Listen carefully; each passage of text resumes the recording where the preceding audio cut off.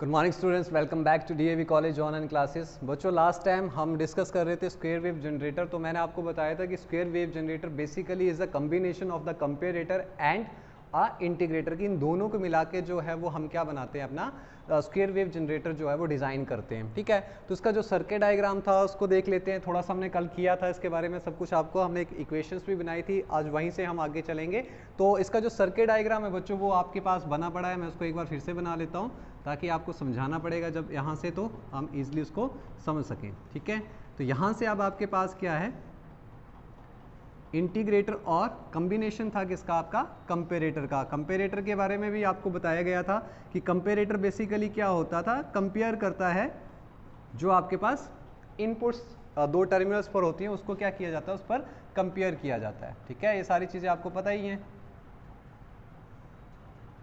इस वन और यहाँ पे आपने एक फीडबैक रजिस्टर जिसे आप आर नाम से रिप्रेजेंट कर रहे थे वो, ठीक है, ये आपके पास कैपेसिटर था, this is a feedback resistor R है आपके पास, दिस इज अ R2 था, ये आपके पास R1 थी, ये आपने V2 ली थी, ये आपने V1 ली थी। ठीक है, यही था सब कुछ आपके पास। यहाँ पे बैटरी कनेक्शंस लगाया करें, अगर कई बार अगर मैंने नहीं लगाए हो तो आप इसको ध्यान में रखेंगे कि यहाँ लगेंगे। ठीक है, समटाइम हम इसको इग्नोर कर देते हैं but it should be here. ठीक है, कि जब आप एग्जाम में सर्किट डायग्राम बनाएं तो हर एक चीज़ को प्रॉपरली रिप्रेजेंट करें वहाँ पे।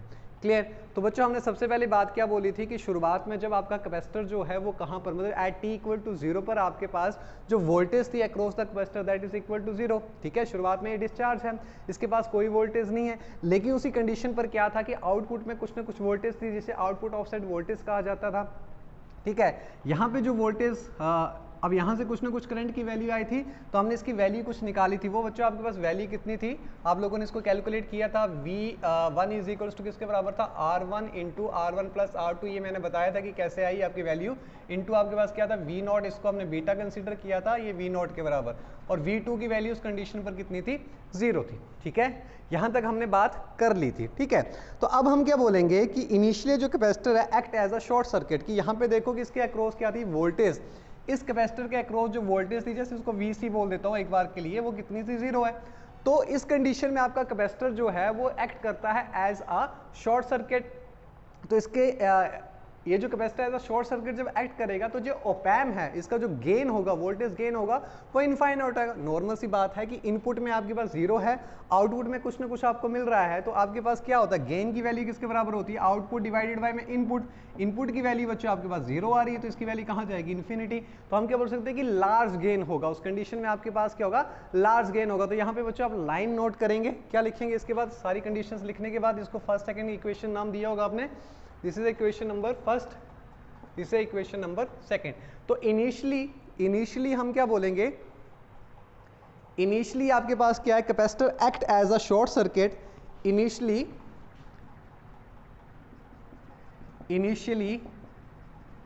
Capacitor act as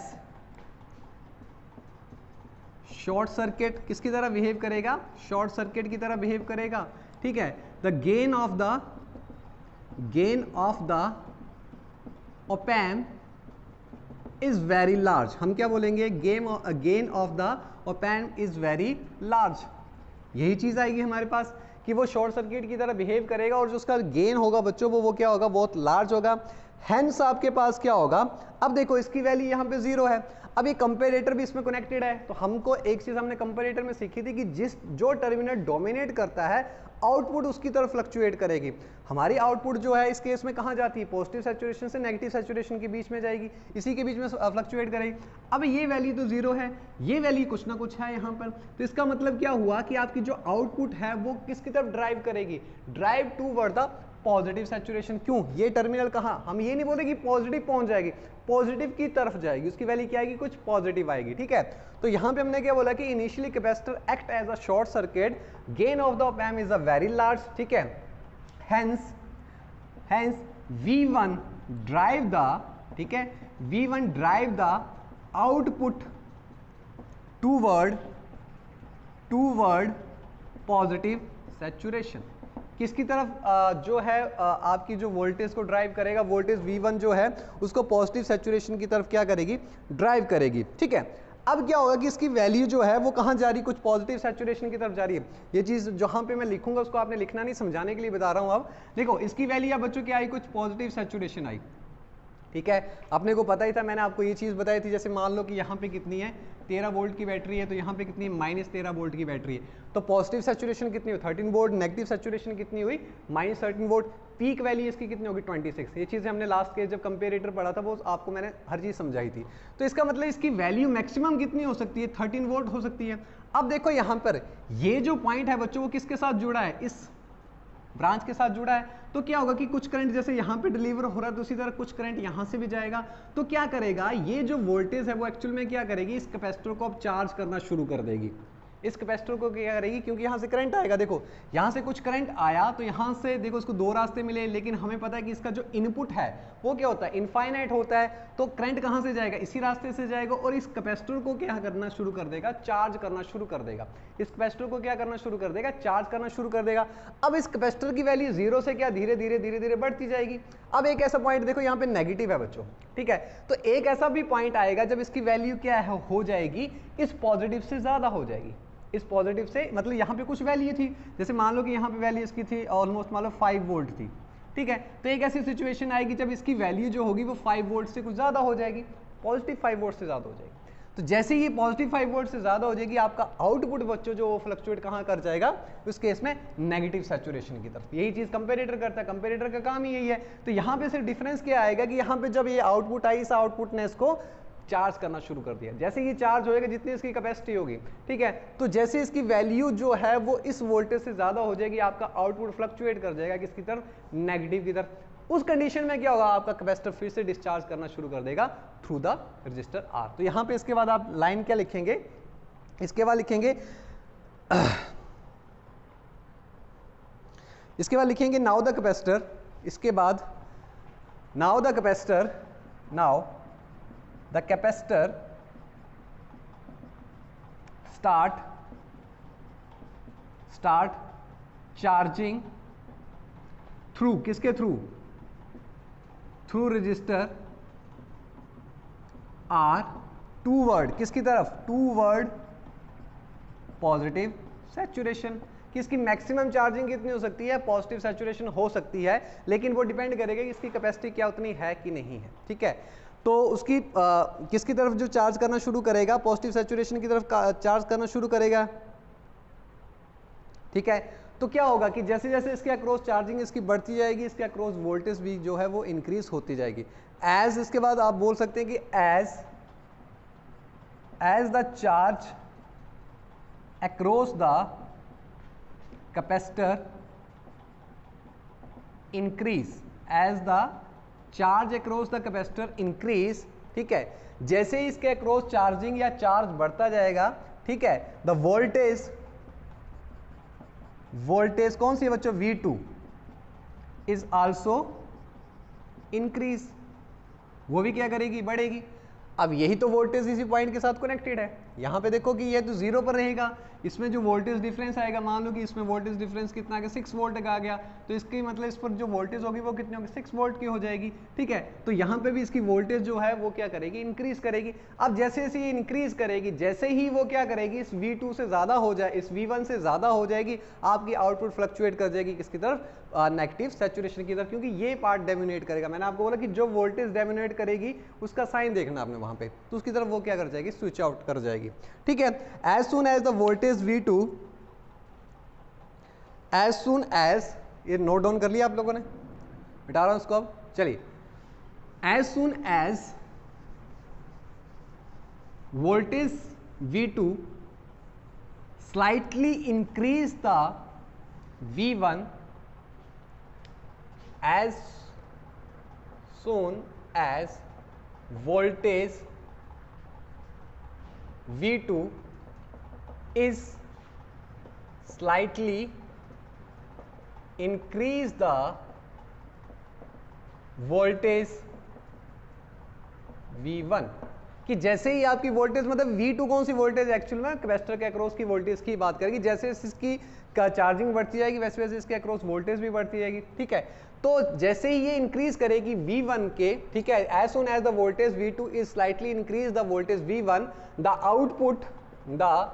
output is switched to negative saturation. Output किसकी तरफ स्विच कर जाएगी, नेगेटिव सैचुरेशन की तरफ स्विच कर जाएगी। तो वो किस कंडीशन में क्या होगा, उस कंडीशन में आपका कैपेसिटर फुली चार्ज हो चुका है। अब ये कैपेसिटर जो वो डिस्चार्ज करना शुरू करेगा थ्रू द रजिस्टर R, ठीक है। तो वही चीज है, अब उसके बाद क्या होगा, ठीक है, अब क्या होगा, now the capacitor start discharging. अब आप इसके बाद क्या बोल सकते हैं कि नाउ द कैपेसिटर, हमें पता है कि कैपेसिटर जैसे ही चार्ज हो जाता है उसके बाद क्या वो डिस्चार्ज होना शुरू होता है, ठीक है। Now the capacitor is start discharge through, किसके थ्रू होगा, R के थ्रू ही, थ्रू रजिस्टर R, किसके तरफ, टूवर्ड नेगेटिव सैचुरेशन, ठीक है। तो आप क्या देख रहे हैं कि जो आपकी वोल्टेज है अक्रॉस द कैपेसिटर वो टाइम के साथ वेरी कर रही है, ठीक है। अगर आप लोगों ने इसकी इक्वेशंस वगैरह पढ़ी हो कैपेसिटर की, तो आप लोगों को एक चीज़ तो पता होनी चाहिए कि जो कैपेसिटर की चार्जिंग होती है चाहे डिस्चार्जिंग होती है, दैट इज एक्सपोनेंशियल। वो किस फॉर्म में होती है, एक्सपोनेंशियल फॉर्म में होती है, ठीक है। उसके लिए एक इक्वेशन आती है, वो आपको आप डायरेक्ट याद रखनी है, क्योंकि ये जो चीज़ है अपने बीएससी में करके आते हैं कि इसकी equation of the capacitor charging और डिस्चार्जिंग की, बीएससी में भी अपने उस चीज़ को देखा है। अपना इसमें बात करते हैं अपने, जैसे कि +2 में भी इस चीज़ को अपने ने पढ़ा हुआ है। तो यहाँ पे आपके पास क्या चीज़ आ रही है कि जैसे ही आपका कैपेसिटर जो है वो डिस्चार्ज होता है किसके थ्रू, R के through, toward the negative saturation, किसकी तरफ, नेगेटिव सैचुरेशन की तरफ, ठीक है। तो इसका मतलब जो वोल्टेज है, ठीक है, सिंस द वोल्टेज, आप ये बोल सकते हैं कि since the voltage across the capacitor, अगर हम देखें तो आपकी जो वोल्टेज है अक्रॉस द कैपेसिटर वो टाइम के साथ वेरी कर रही है, ठीक है। Across the capacitor varying with time, किसके साथ वेरी कर रही है, टाइम के साथ वेरी कर रही है, ठीक है। एंड इज गिवन बाय, आपको ये इक्वेशन जो है वो याद रखनी है कि जो इक्वेशन है इसके लिए वो आपको क्या करनी है, याद रखनी है। आप देखो वो VC जो है बेसिकली कौन सी इक्वेशन है आपके पास, ये V2 की ही इक्वेशन है। तो मैं इसको ऐसे लिख सकता हूँ, V2 डिपेंड किस पर कर रही है, टाइम पर डिपेंड कर रही है, ठीक है। तो इसकी वैल्यू आती है मैक्सिमम V0, ठीक है, और इसकी वैल्यू आएगी आपके पास 1 माइनस बीटा e की पावर -t/RC, ठीक है। ये इक्वेशन आपको याद रखनी है। अब यहाँ से देखो कि एक्सपोनेंशियल फॉर्म में है, तो कैपेसिटर की चाहे चार्जिंग हो चाहे डिस्चार्जिंग हो, that should be in exponential form. वो हमेशा किस फॉर्म में आती है, एक्सपोनेंशियल फॉर्म में आती है। एक मिनट, 1 माइनस, एक मिनट, इसकी वैल्यू आती है 1 माइनस 1 प्लस बीटा, ठीक है, 1 माइनस 1 प्लस बीटा e की पावर -t/RC। तो ये बच्चों आपको इक्वेशन ध्यान में रखनी है, ठीक है। This is the equation number 3, this is the equation number 3।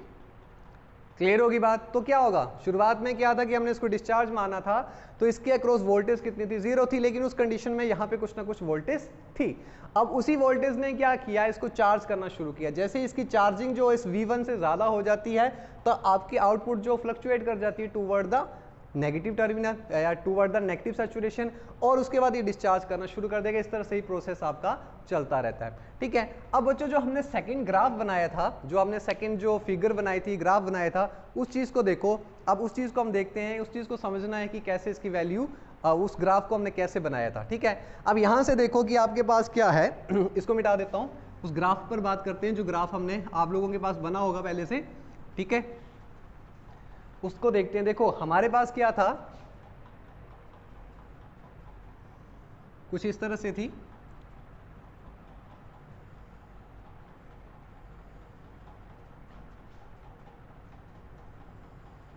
ये आपके पास आउटपुट वोल्टेज थी, ठीक है।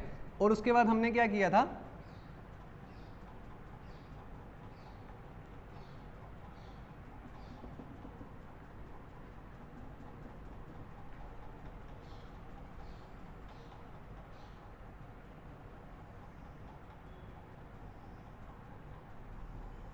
ये एक्चुअल में ऐसे है बच्चों, देखो इस तरह से है और इस तरह से, ठीक है। तो थोड़ा इसको इस तरह से ग्राफिकल फॉर्म में इस तरह से ही दिखाना। क्लियर? एक्सपोनेंशियल फॉर्म आपको पता ही है, एक्सपोनेंशियल फॉर्म इस तरह से होगी या इस तरह से होगी, ठीक है। इसी की बात की जा रही। अब यहाँ पे देखो कि अगर आपको उसमें जो इक्वेशन हमने बनाई है वहाँ देखो इसकी वैल्यू हमने बीटा नॉट ली है और इसकी वैल्यू जो माइनस बीटा नॉट ली है, और यहाँ पे देखो टाइम पीरियड 0 है और यहाँ पे टाइम पीरियड कितना t/2 था, और यहाँ पे और लास्ट में आपके पास कितना 2 पाई आ जाएगा, ठीक है। हम पहले इसकी बात करते हैं, ठीक है। तो यहाँ पे देखो कि आपके पास, यहाँ पे देखो अब आपके पास क्या है, ये इक्वेशन है जिसको आपने इसी ग्राफ से क्या करना है, मॉड्यूलेट करना है, कि इस ग्राफ को हम इसी तरह से देखेंगे। पहली तो बात क्या है कि इसकी जो चार्जिंग हो रही है, देखो ये चार्ज हुआ, ये डिस्चार्ज हुआ, ये चार्ज हुआ, डिस्चार्ज हुआ, ये एक्सपोनेंशियल फॉर्म है, पहली बात तो ये। अब देखो जो हमारे पास जो कंडीशन इसमें क्या है कि जब इसकी वैल्यू किसके अक्रॉस है, जब मैं t की वैल्यू कितना लेता हूँ, t/2 लेता हूँ, t ये आपका ग्राफ किसके लिए जा रहा है, t के लिए जा रहा है। अब यहाँ पे देखो कि t की वैल्यू कितनी है, t/2 आपके पास ग्राफ बना पड़ा है ना, ठीक है। तो इसमें कर देता हूँ वेरी, यहाँ पे देखो t की वैल्यू कितनी है, t/2 है। उस कंडीशन में आपके पास जो vc की वैल्यू वो किसके अक्रॉस है, बीटा b नॉट के अक्रॉस है। इसकी वैल्यू मैक्सिमम कितनी जाएगी, बीटा आपके पास कितनी जाएगी, बीटा b नॉट जाएगी, ठीक है। तो इसी इक्वेशन में अब हम क्या करेंगे कि जब आपके पास टाइम की वैल्यू कितना, कि कितने टाइम के बाद आप बात कर रहे हैं, t/2 टाइम के बाद बात कर रहे हैं, ठीक है। यहाँ देखो इसकी वैल्यू यहाँ पर थी, ठीक है।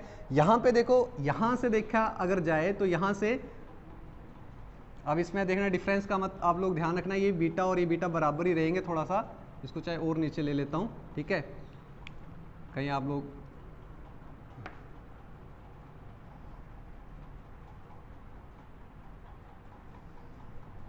ठीक है, इस तरह से,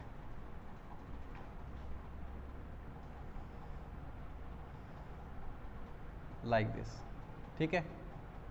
इस तरह से ये वैल्यू जाएगी आगे, इस तरह से बढ़ती जाएगी। अब देखो यहाँ पे कि जब इसकी वैल्यू कितनी, मतलब t की वैल्यू हम कितने टाइम बाद मान रहे हैं, t/2 टाइम बाद मान रहे हैं, तो इसकी वैल्यू कितनी हो, वोल्टेज की वैल्यू कितनी हो जाएगी। तो फ्रॉम फिगर V2 आप लिख सकते हैं कि एट, हम ऐसे लिखते हैं कि एट t = t/2, ठीक है। t = t/2 जब आपने वैल्यू रखी तो ग्राफ से आप देख रहे हैं कि इसकी वैल्यू कितनी, वोल्टेज की वैल्यू कितनी है, v बीटा b नॉट के बराबर है, ठीक है। तो from graph at t = t/2, from figure आपने इसको a b नाम दे देना, ठीक है। फ्रॉम फिगर b आपके पास कितनी वैल्यू बन रही है, यहाँ से देखिए अगर आपने, तो v2 की वैल्यू कितनी आ गई, beta v not is equals to किसके बराबर, v नॉट, ठीक है। 1 - 1 प्लस बीटा e की पावर माइनस t की जगह कितना आएगा, t/2 और rc, ठीक है। तो ये वैल्यू आपके पास यहाँ से बनेगी, ये वैल्यू आपके पास यहाँ से बनेगी, ठीक है।